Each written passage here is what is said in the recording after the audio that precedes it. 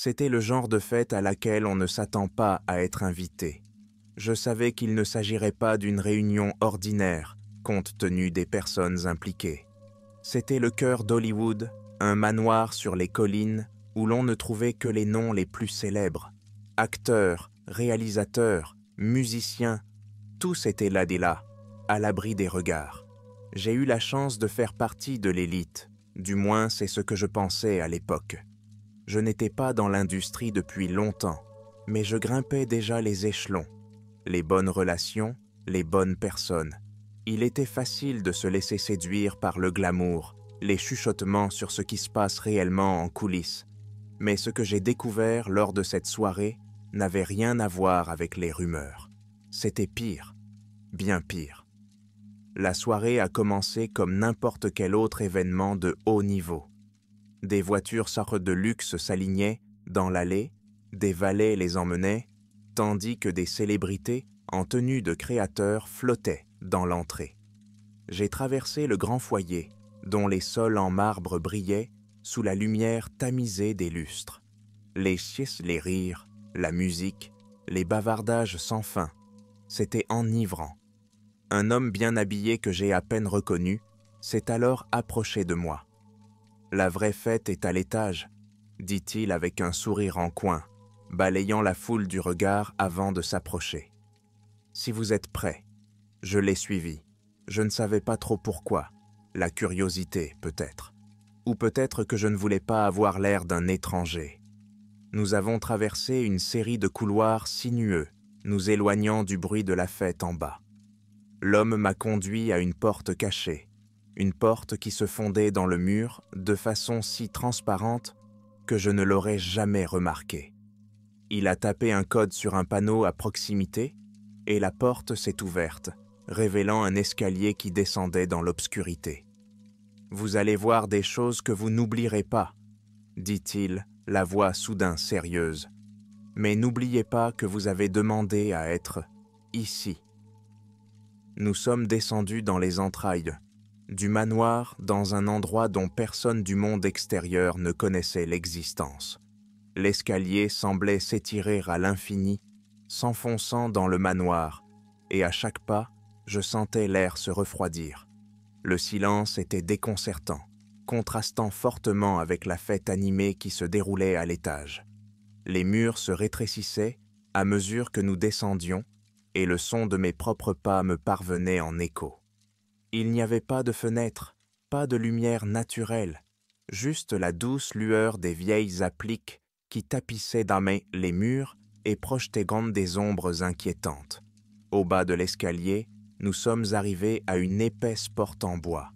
L'homme m'a jeté un dernier regard, l'expression indéchiffrable. Il a frappé 3 fois et la porte s'est ouverte en grinçant. Je suis entré, et tout ce que je croyais savoir sur Hollywood, sur ces gens, s'est évanoui. La pièce était grande, presque caverneuse. Les murs étaient liotapissés de lourdes tentures sombres, et au centre se trouvait un autel en pierre, ancien et usé par les intempéries. Autour de lui se tenait un groupe de personnes dont les visages étaient cachés par des masques élaborés. Ils portaient de longues robes fluides, d'un rouge et d'un noir profond, sur lesquels étaient gravés des symboles que je ne reconnaissais pas. Il était clair qu'il ne s'agissait pas d'une représentation théâtrale, il s'agissait de quelque chose de bien plus sombre. L'atmosphère était lourde de tension, comme si l'air vibrait d'une énergie que je n'arrivais pas à situer. Au début, j'ai pensé qu'il s'agissait d'une sorte de club exclusif, d'une réunion secrète de riches et de puissants qui s'adonnaient à des rituels bizarres. Puis, j'ai vu la femme sur l'autel. Elle est arrêtée allongée, immobile, les poignets liés par des lanières de cuir, son corps à peine couvert par une fine robe blanche. Ses yeux étaient écarquillés, remplis de terreur, et tournaient autour de la pièce comme si elle cherchait un moyen de s'échapper. Les personnages de masqués qui l'entouraient psalmodiaient à voix basse et gutturale, leurs mots se mélangeant en un bourdonnement inquiétant. Le son semblait s'insinuer sous ma peau, me donnant l'impression que je n'avais pas ma place ici, que je devais partir maintenant. Mais je ne pouvais pas bouger. L'un des personnages masqués s'avança, tenant une lame d'argent. La lumière des appliques scintillait sur le tranchant de la lame qu'il levait au-dessus de sa tête. Les chants se firent plus forts, plus frénétiques, tandis que la lame planait au-dessus de la poitrine de la femme. Elle a commencé à se débattre, ses yeux implorant de l'aide. Je voulais crier, les arrêter, mais mon corps refusait de répondre. C'était comme si la pièce elle-même me retenait prisonnière. La lame a plongé vers le bas et les chants ont atteint leur paroxysme. Le cri de la femme fut interrompu lorsque la lame lui transperça la poitrine. Le sang se répandit sur l'autel et les personnages qui l'entouraient plongèrent leurs mains dans le sang, l'étalant sur leurs chins du robe, leurs masques, comme s'il s'agissait d'une sorte d'offrande. Mon estomac s'est retourné et j'ai eu l'impression que j'allais m'évanouir. Ce n'était pas un rassemblement ordinaire de l'élite hollywoodienne. Il s'agissait d'une secte, d'une société secrète cachée, à la vue de tous, pratiquant des rituels dont on chuchotait depuis des années dans les cercles de conspiration. Et maintenant, j'en étais le témoin. Alors que je restais figé sur place, le chef du groupe, celui qui avait brandi la lame, se tourna vers moi. Son masque était plus orné que les autres, un visage doré avec des yeux creux, qui semblaient les voir à travers moi. Il s'avança lentement vers moi, ses mains tachées de sang jointes devant lui. « Bienvenue », dit-il d'une voix calme et mesurée, comme si rien d'extraordinaire ne venait de se produire. « Tu as été choisi pour voir ce que peu de gens verront jamais. Tu fais maintenant partie de quelque chose de plus grand que toi. Je voulais fuir, échapper à ce cauchemar, mais je savais que partir n'était plus une option. Il m'avait amené ici pour une raison, et maintenant j'étais piégé, tout comme la femme sur l'autel. Le chef de la secte se rapprocha de moi, son masque doré brillant sous la faible lumière. Je pouvais sentir le poids de son regard, même si ses yeux s'étaient cachés derrière les orbites creuses du masque. Mon cœur battait la chamade dans ma poitrine, un rythme effréné que j'étais sûr qu'il pouvait entendre. Les personnages masqués avaient tourné leur attention vers moi. Leurs mouvements étaient lents et délibérés, comme s'ils attendaient juste quelque chose. « Il n'y a pas de retour en arrière possible », dit le chef d'une voix douce, presque hypnotique. « Vous avez vu de quoi nous sommes capables, et vous devez maintenant décider. Te joindras-tu à nous ou deviendras-tu un sacrifice comme les autres ?» Mon esprit s'emballe. Je ne m'attendais pas à me retrouver dans une telle situation. Hollywood a toujours été un lieu d'excès, de secret et d'ombre, mais cela dépassait tout ce que j'aurais pu imaginer. Un culte des stars les plus puissantes, sacrifiant des gens dans un rituel tordu pour le pouvoir, l'influence et je ne sais quoi d'autre. Et maintenant, j'étais confronté à un choix, les rejoindre ou être la prochaine victime sur cet autel taché de sang. J'ouvris la bouche pour parler, mais aucun mot ne sortit. La peur m'avait bloqué la gorge. Le chef s'approcha encore plus près. L'odeur du fer dans l'air, le goût métallique du sang frais, encore lourd autour de nous. Il posa sa main sur mon épaule, le poids de sa poigne me faisant frissonner. « Il ne s'agit pas de peur, » poursuivit-il. « Il s'agit de comprendre. Nous contrôlons ce que les autres ne peuvent même pas comprendre. Les étoiles, la célébrité, la fortune, ce sont tous des outils pour garder le monde aveugle. Mais ici, dans cette pièce, nous contrôlons le vrai pouvoir, celui qui peut plier l'univers à notre volonté. » Je déglutis difficilement, essayant de garder mon calme. Le corps sans vie de la femme sur l'autel me rappelait brutalement ce qui pouvait m'arriver si je faisais un faux pas. Je jetai un coup d'œil autour de la pièce, à la recherche d'un signe de fuite, mais les murs semblaient se refermer, et les silhouettes masquées se tenaient comme des sentinelles, leur présence étouffante. Pourquoi moi? J'ai finalement réussi à m'étouffer, la voix tremblante. Pourquoi m'a-t-on amené ici ?»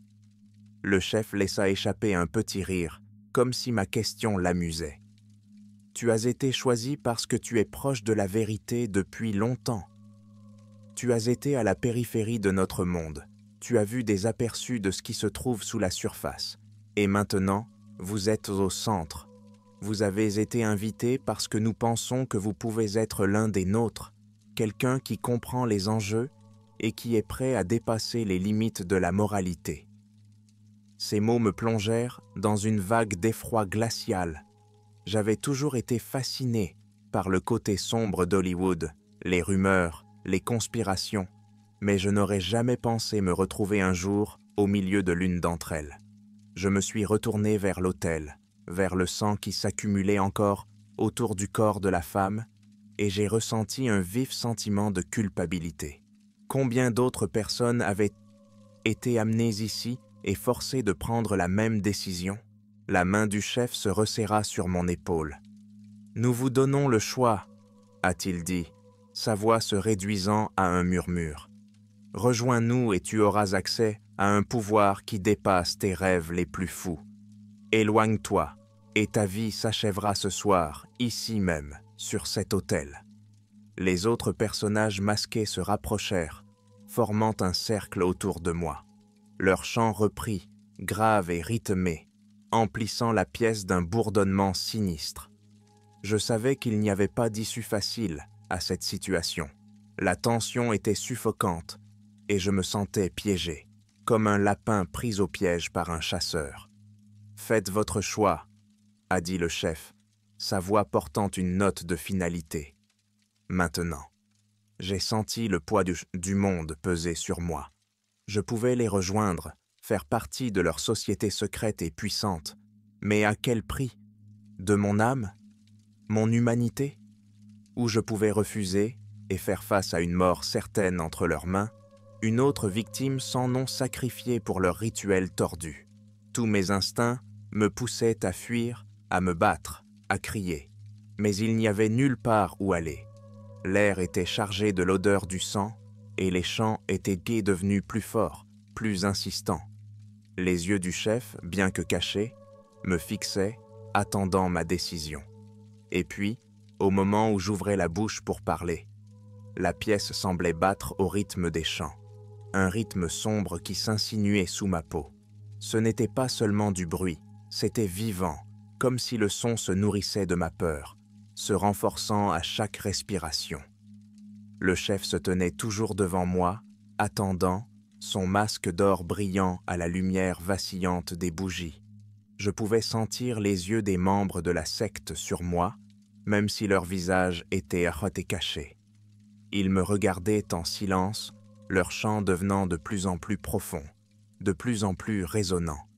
C'était comme si les murs de la pièce pliaient sous le poids de leurs paroles. Le corps de la femme sur l'autel restait immobile, sa peau pâle gorgée de sang frais. Je me forçais à détourner le regard, mais l'image était déjà gravée dans mon esprit. Ma voix s'est brisée, à peine audible dans le bourdonnement. Je déglutis, le cœur battant, et me forçais à reprendre la parole. Et si je refuse, que m'arrivera-t-il? Le chef pencha légèrement la tête, comme s'il réfléchissait à ma question. Son silence s'étira pendant ce qui me sembla être une éternité, le poids de ce silence pesant sur moi comme un rocher. Lorsqu'il parla enfin, sa voix était plus froide qu'auparavant, presque moqueuse. « Tu connais déjà la réponse, n'est-ce pas ?» demanda-t-il doucement. « Regarde l'autel. Crois-tu qu'elle avait le choix? Tous ceux qui entrent dans cette pièce ont la même possibilité, s'élever avec nous ou tomber. Ceux qui refusent, eh bien, ils se retrouvent dans une obscurité bien différente. » Les mots étaient mis comme une condamnation à mort, et je sentis mon estomac se tordre de nausée. Je n'arrivais pas à détacher mon regard de l'autel. Le corps de la femme semblait briller dans la faible lumière, un rappel sinistre de ce qui pourrait m'arriver si je faisais le mauvais choix. Mais il y avait aussi quelque chose d'autre, quelque chose juste sous la surface, qui tiraillait mes pensées. Je n'arrivais pas à me débarrasser du sentiment qu'il y avait plus que du pouvoir et du sacrifice dans cette histoire. Pourquoi m'avaient-ils vraiment amené ici? Que voulaient-ils vraiment de moi? La poigne du chef sur mon épaule se desserra légèrement, et je saisis ce moment pour poser la question qui me rongeait depuis que j'étais entré dans la pièce. « Pourquoi avez-vous besoin de moi ?» demandai-je, la voix plus ferme. « Vous avez du pouvoir, tu as de l'influence, tu as déjà sacrifié d'autres personnes. Alors, pourquoi m'amener ici? Qu'est-ce qui me rend différent ?» Le chef fit une pause et, pour la première fois, je vis de l'hésitation dans ses mouvements. Il recula légèrement, son visage masqué se tournant vers les autres membres de la secte, comme s'il cherchait une confirmation. Le chant s'est interrompu, juste une seconde, avant de reprendre, encore plus fort qu'avant. « Vous pensez qu'il ne s'agit que de sacrifice et de pouvoir ?» dit le chef, la voix basse et dangereuse. « Vous pensez que nous ne sommes qu'un secret hollywoodien de plus, caché derrière les paillettes et le glamour? Non, il s'agit de quelque chose de beaucoup plus ancien, de beaucoup plus sombre. Vous avez été choisi non pas parce que vous êtes différent, mais parce que vous avez été touché par la même force qui nous a réunis. » Mon sang se glaça. La pièce semblait se rétrécir autour de moi. Les murs se refermaient, tandis que les mots du chef résonnaient dans mon esprit. « Qu'est-ce que tu racontes ?» demandai-je en reculant d'un pas, le cœur battant à tout rompre. « Je ne comprends pas. » Le masque doré du chef brilla, tandis qu'il se rapprochait à nouveau, sa voix étant à peine un murmure. « Tu l'as senti, n'est-ce pas? Les ténèbres qui te suivent, les chuchotements dans la nuit, l'attraction vers quelque chose que tu ne peux pas expliquer. Ce n'est pas une simple coïncidence si tu as atterri ici. Tu as été marqué, comme nous tous, et maintenant, il est temps pour toi de l'accepter. » Je secouai la tête, essayant de lutter contre la panique croissante qui menaçait de me submerger. Je n'avais pas été marqué, je n'avais rien ressenti. Il s'agissait d'un jeu tordu, d'une initiation malsaine, et ils essayaient de me manipuler. Mais alors que je me tenais là, mon esprit revint sur des moments étranges et fugaces de mon passé. Des moments que j'avais toujours considérés comme de la paranoïa ou des cauchemars. Le sentiment d'être observé alors qu'il n'y avait personne. Les rêves étranges qui me laissaient donc secouer et tremper de sueur. Le sentiment inexplicable que quelque chose ou quelqu'un était toujours à l'affût, juste à l'abri des regards. Pendant des années, j'ai repoussé ces pensées, je les ai enfouies profondément, me convainquant qu'elles ne signifiaient rien. Mais maintenant, debout dans cette pièce sombre, avec le poids du regard de la secte sur moi, je sentais la froide vérité s'installer dans mes os. Ils avaient dans mon raison. Quelque chose m'avait suivi jusqu'ici. Le chef a dû voir la prise de conscience poindre dans mes yeux, car il a souri sous le masque, mais c'était un sourire sans chaleur, sans humanité. « Tu comprends maintenant, n'était-ce pas ?» murmura-t-il. « Tu n'as jamais été vraiment seul. La force qui nous guide est avec toi depuis longtemps, attendant que tu l'acceptes. Et maintenant, tu te trouves sur le seuil. Il ne te reste plus qu'à faire un pas en avant. » J'ai senti une traction maladive dans ma poitrine, comme si des mains invisibles m'entraînaient vers l'autel. Les chants se faisaient plus forts, plus insistants. Les voix se mêlaient en une cacophonie qui noyait dans mes pensées. Je ne savais pas ce qui me terrifiait le plus. L'idée de me joindre à eux, de me soumettre à la force obscure qui m'avait conduit jusqu'ici, ou le fait de réaliser que je faisais déjà partie de tout cela depuis le début. « Choisissez, » ordonna le chef, sa voix s'élevant au-dessus des chants. « Accepteras-tu le pouvoir qui t'attend, ou deviendras-tu un autre sacrifice ?» Le poids de la décision m'écrasait, m'étouffait. Mon esprit me hurlait de fuir, de me battre, de faire n'importe quoi d'autre que de céder.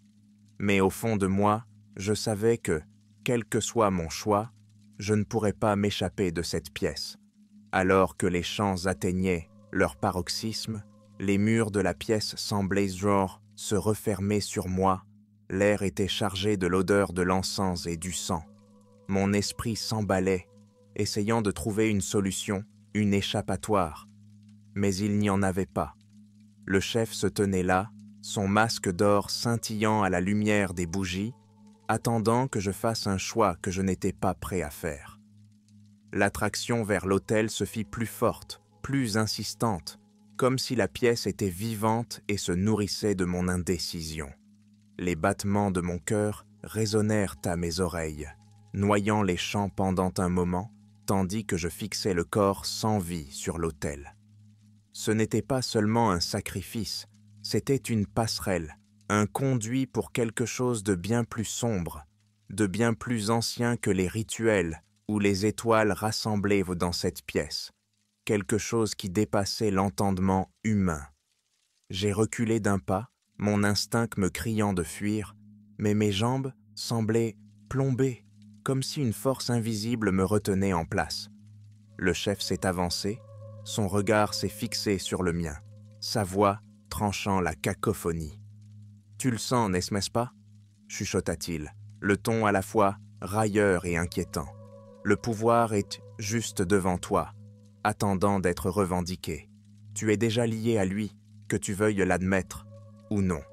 C'est ton destin. » Une partie de moi voulait crier, nier, rejeter tout ce que cette secte représentait. Mais la vérité me rongeait. J'avais ressenti les ténèbres qui me suivaient, les cauchemars, les chuchotements étranges au cœur de la nuit, les moments inexplicables d'effroi froid, des choses que j'avais écartées pendant des années comme étant de la paranoïa ou le fruit de mon imagination. Ils étaient venite réels. Ils avaient toujours été réels. Ma tête tournait, j'essayais de donner un sens à tout cela. Si j'acceptais cela, si je faisais un pas en avant, je savais qu'il n'y aurait pas de retour en arrière possible. Je ferais partie de quelque chose de monstrueux, de diabolique. Mais si je ne le faisais pas, je n'étais pas sûr de quitter cette pièce vivant. « Regardez-la » dit le chef en désignant la femme sans vie sur l'autel. Elle a refusé. Elle s'est battue contre ce qu'elle ne pouvait espérer comprendre. Et maintenant, son âme est perdue. Je détournai mon regard du corps, luttant pour respirer alors que le poids de la décision m'oppressait. La voix du chef se fit plus froide, plus menaçante. « Tu peux te battre autant que tu veux. Cela ne changera rien à la vérité. Le pouvoir est déjà en toi. Tu as été choisi comme nous l'avons tous été. C'est votre destin. » Le destin. Le mot résonnait dans mon esprit, un goût amer dans ma bouche. Ce n'était pas le destin, c'était de la manipulation, une force obscure qui s'était accrochée à moi sans mon consentement, une force dont je ne voulais pas faire partie. « Je ne veux rien de tout cela, » réussis-je à dire, la voix tremblante. « Tu peux garder ton pouvoir, tes rituels. Je m'en vais. » Les yeux du chef se sont rétrécis derrière son masque. La pièce est devenue sinistrement silencieuse lorsque le chant s'est brusquement arrêté. La tension était palpable, l'air lourd de danger. « Il n'y a pas de départ possible, » dit-il d'une voix grave et dangereuse. « Vous pouvez sortir d'ici, mais les ténèbres vous suivront. Elles vous consumeront. Tu as déjà été marqué. Marqué. » Ce mot m'a fait froid dans le dos. Tous mes instincts me disaient d'homme de courir, mais quelque chose de plus profond, quelque chose de primitif, me tenait ancré sur place. Les mots du chef de la secte n'étaient-ils pas seulement une menace, c'était une vérité que je ne pouvais pas ignorer. Ce qui m'avait attiré ici, cette force qui m'avait relié à ce rituel tordu, ne me laisserait pas partir si facilement. Soudain, le chef au masque d'or leva la main et le chant reprit, plus fort et plus frénétique qu'auparavant. La pièce se mit à vibrer. Le sol sous mes pieds gronda comme si quelque chose était invoqué, quelque chose d'ancien et de malveillant. Puis, dans les ombres au-delà de l'autel, je l'ai vue.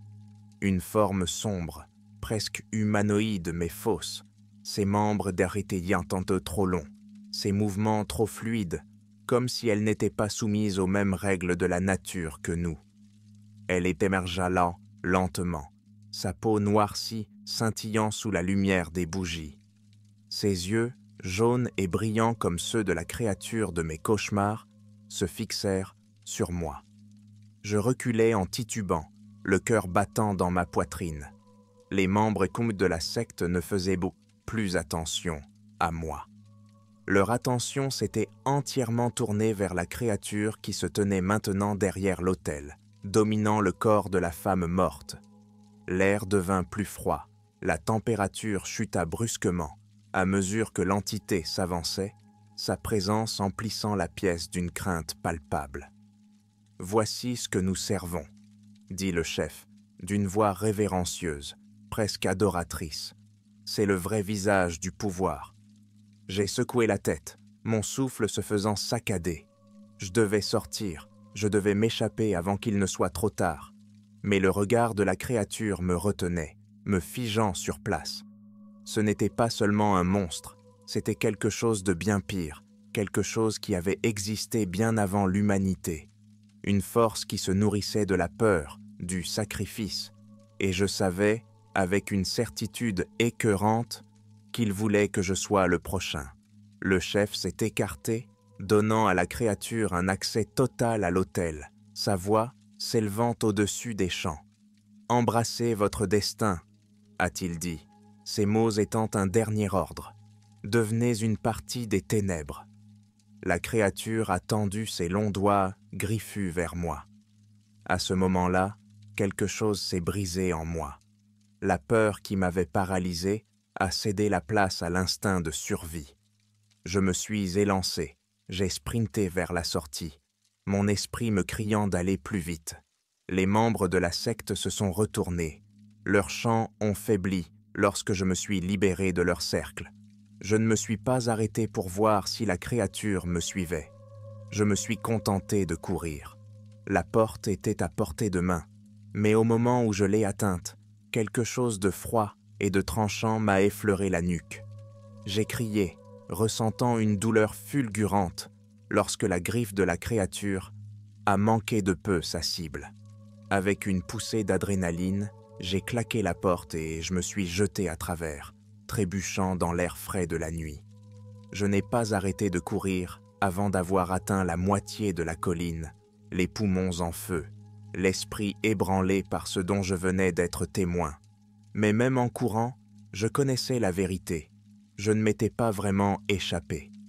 Les ténèbres qu'ils avaient y réveillées étaient toujours là, tapis, en attente, et quelle que soit la distance que je parcourais, elles me suivraient.